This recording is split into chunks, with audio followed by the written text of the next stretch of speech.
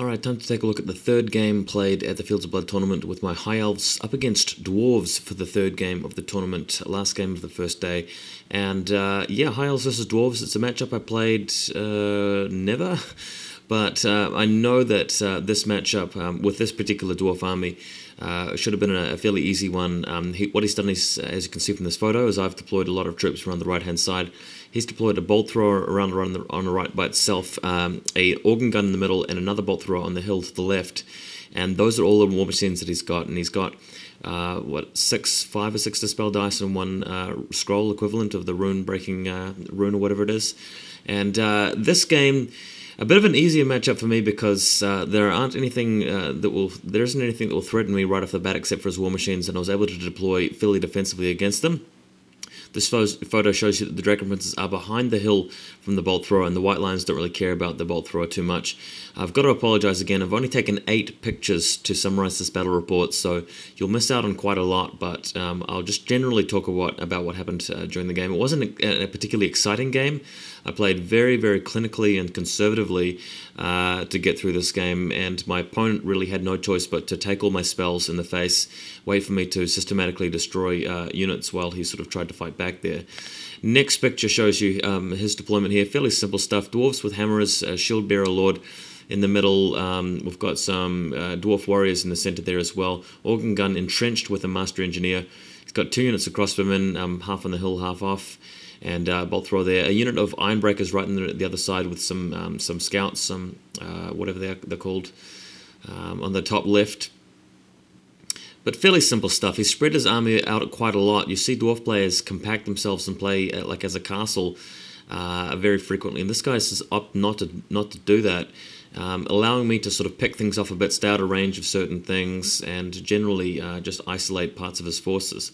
But of course, there's no way I can charge in and fight against his actual blocks because I will lose. So unfortunately, this will be a game of much non-engagement. Next picture, you can see the left-hand deployment. We've got my chariots in the middle here behind the hill, trying to stay away from the bolt thrower, which I didn't realize was strength 7 due to the rune of penetrating or whatever it is, allowing it to kill bolt throwers immediately. I learned the hard way from that. On the left-hand side, I've got all the characters in the Dragon Prince unit, typically ready to head around the flank and try to hit one dwarf unit. Now, he picked up the first turn.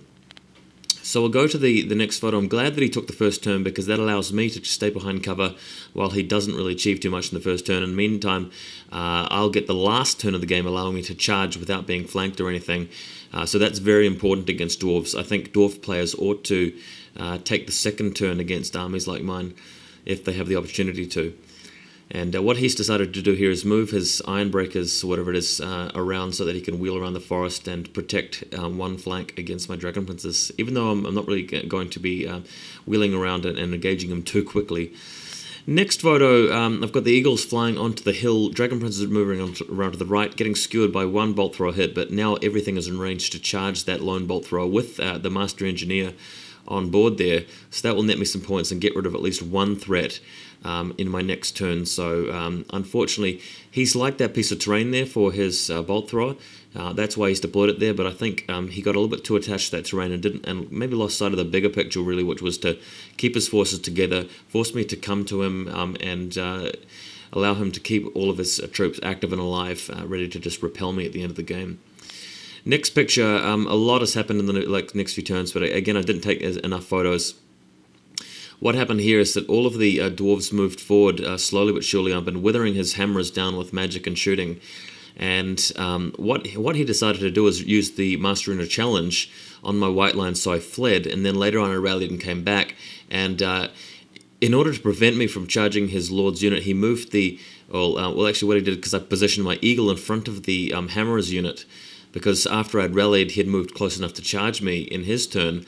I moved the eagle in the way to redirect him, so he charged the BSB out of his unit at the eagle, which was a bit of a silly move on his part because I just charged the BSB on his lonesome with my white lines on the 6th turn, meaning the last turn, and almost killed him and broke him, but it was not to be the case. The game pretty much ended with this position intact and me not killing his character there.